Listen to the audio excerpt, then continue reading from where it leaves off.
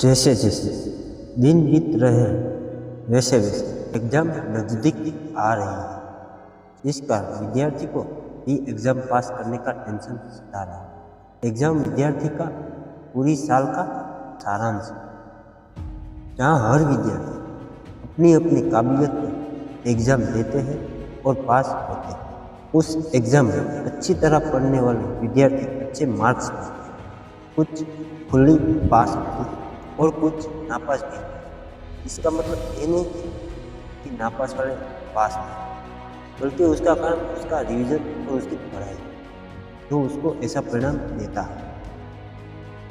उसका परिणाम मिलते ही वह अपनी एग्जाम में फेल हो जाए और अपना पूरा साल बर्बाद कर दे। ऐसा आपको बिल्कुल नहीं करना। मैं आपको जो पॉइंट बताता हूँ उसका आप पालन करोगे तो आप अच्छे मार्क के साथ अच्छे नंबर और पास भी हो। तो ज़्यादा समय ना लेते हुए स्टार्ट करते हैं। आज का हमारा टॉपिक है एग्जाम को क्लियर। अगर आप एग्जाम पास करना है तो इन पॉइंट पर अपना फोकस बनाए रखें। सबसे पहले अपना टाइम टेबल बनाइए। अगर एग्जाम पास करनी है तो टाइम टेबल अति आवश्यक है। जब आप सुबह जागते हैं उसके तुरंत बाद आपका समय स्टार्ट हो जाएगा। तो पानी नदी में बहता है वैसे समय भी बहना स्टार्ट कर दें। ऐसे आप जब पढ़ाई करने जाते हैं तब आप कौन सा विषय पढ़ते हो उसका कोई पता नहीं। उसका कारण आपका टाइम टेबल, क्योंकि आपने अपनी पढ़ाई करने के लिए कोई टाइम टेबल नहीं बनाया होता। टाइम टेबल ना बनाने के कारण आप पढ़ाई कर नहीं पाते। आपको एग्ज़ाम पास करनी हो और अच्छे नंबर लाने हो तो आपको अपनी पढ़ाई करने के लिए टाइम टेबल बनाना अति आवश्यक। इसीलिए आप पहले अपना टाइम टेबल बना लें और उसके हिसाब से पढ़ाई स्टार्ट करें। क्लास के नोट्स तैयार करें। आपको एग्ज़ाम क्लियर करना हो तो अलग अलग विषयों के नोट्स तैयार करें। जब टीचर पढ़ा रहे होते हैं उस समय आपको जिस टॉपिक अच्छा और एग्जाम में पूछे जाने वाले होते हैं उस टॉपिक को अपनी नोट्स में लिखें। जब आप एग्ज़ाम की तैयारी कर रहे हो उस वक्त ये नोट्स आपको काफ़ी हद तक उपयोगी है। समय का सही इस्तेमाल करें। जैसे समय बीत रहा है वैसे ही एग्ज़ाम भी। अभी का समय बहुत आधुनिक है, इस कारण इस समय सभी विद्यार्थी के पास मोबाइल होना आम बात है। मोबाइल के कारण अब के समय सभी विद्यार्थी रील्स देखने में, शॉर्ट्स देखने में, फिल्म देखने में इत्यादि वस्तुओं घूमने में अपना टाइम वेस्ट करते हैं। एग्जाम के गिने चुने दिनों में जब वो पढ़ाई करने बैठते हैं उस कारण वो विद्यार्थी एग्जाम में पास नहीं होते। ज़्यादातर हर विद्यार्थी इन सभी सोशल मीडिया पर अपना टाइम वेस्ट कर देते हैं। आपको अगर एग्ज़ाम क्लियर करनी है तो आपको टाइम पास करने वाले इन सभी सोशल मीडिया ऐप से दूर रहकर अपनी पढ़ाई टाइम टू टाइम स्टार्ट कर दीजिए। अगर आपको एग्ज़ाम पास करना है तो समय के साथ पढ़ाई स्टार्ट कर दें, वरना एग्ज़ाम क्लियर नहीं कर पाओगे और पूरा साल बर्बाद कर देंगे। इसीलिए समय के रहते अपनी पढ़ाई स्टार्ट कर दें। हमेशा ग्रुप में स्टडी करें।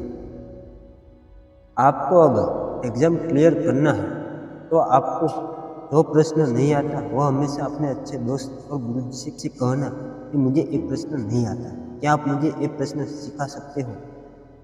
जो आप ऐसा करोगे आपको काफ़ी हद तक फायदा होगा। तुमसे पढ़ाई में अच्छे दोस्त के साथ ग्रुप में स्टडी करना। जो प्रश्न आपको नहीं आता वह ग्रुप में शेयर करना, जिस कारण उसका हल भी आसानी से मिल जाए तो आपको एग्ज़ाम क्लियर और अच्छे मार्क्स लाने में हेल्पफुल है। इसलिए हमेशा ग्रुप में स्टडी करना चाहिए। कमज़ोर विषयों के लिए एक्स्ट्रा टाइम निकालें। जिस विषय को समझने में काफ़ी समय लगता है उस विषय पर अपने टाइम टेबल के हिसाब से उस विषय पर अपना एक्स्ट्रा टाइम निकाल कर उस विषय पर ज़्यादा अपना फोकस रखें, ताकि वह विषय भी आपको अच्छी तरह समझ आ जाए। कमज़ोर विषय पर अपना एक्स्ट्रा टाइम निकालोगे और उस विषय पर ज़्यादा अपना टाइम दोगे तो वह विषय भी आपको सामान्य लगेगा और उस विषय में भी आप अच्छे मार्क्स ला सकते हैं। इसलिए जो विषय आपको कमज़ोर लगते हैं उन सभी विषयों के लिए एक्स्ट्रा टाइम निकाल सुंदर लिखावट पे ध्यान दें। अगर एग्जाम में पढ़ना है तो उसका सही तरीका आपकी सुंदर लिखावट। आप जितना सुंदर और एक एक पॉइंट को ध्यान लगाकर लिखोगे आपका पास होना और अच्छे मार्क्स लाना बहुत आसान है। खुद को अच्छे माहौल में अगर एग्ज़ाम क्लियर करना चाहते हो तो खुद को अच्छे माहौल और शांत जगह पर रखो। शांत जगह पर आप रहोगे तो आपको ज़्यादा याद रहेगा और आसानी से भी मुश्किल पूछे जाने वाले प्रश्नों को भी सीख लोगे। खुद को जितना शांत माहौल में रखोगे उतना आपको ज़्यादा फायदा होगा। खुद की तुलना दूसरों से कभी ना करो। आप जब पढ़ाई करते हो तो आपको ज़्यादा याद नहीं होता। उसका कारण ये नहीं कि आपको याद नहीं, उसका कारण आपकी पढ़ाई। जब आपको टीचर पढ़ाते हैं तब आप ज़्यादा ध्यान नहीं देते।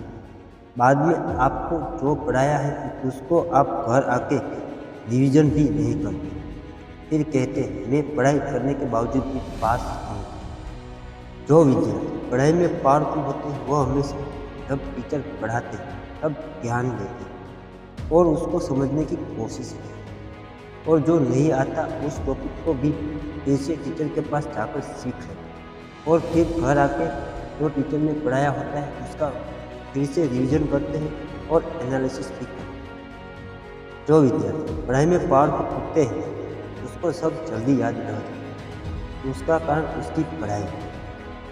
आप उसके हिसाब से पढ़ाई नहीं करते और आप अपनी तुलना उस विद्यार्थी के साथ करते हैं। इससे बेहतर आप भी समय पर अपनी पढ़ाई करें। आप समय पर पढ़ाई करते नहीं और खुद की तुलना होशियार विद्यार्थी के साथ करते हैं। इसीलिए कभी अपनी तुलना किसी दूसरे के साथ ना करें। पुराने प्रश्न पत्र का सॉल्यूशन।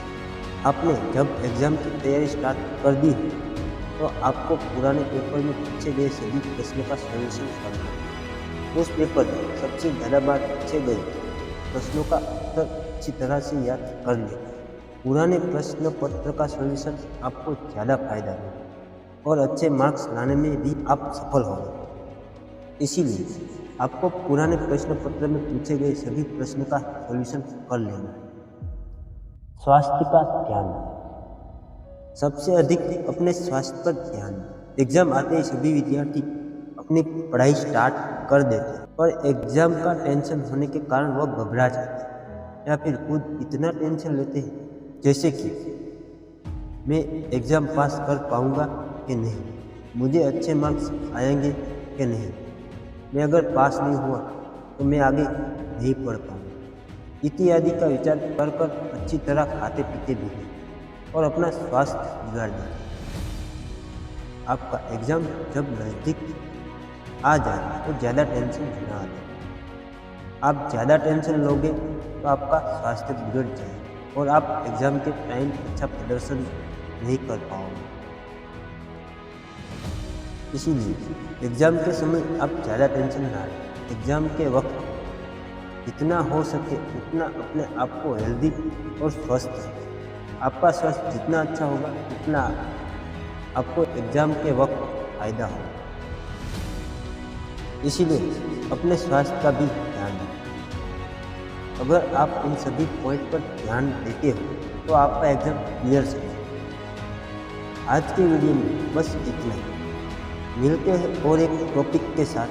तब तक के लिए जय श्री राम, जय श्री राम।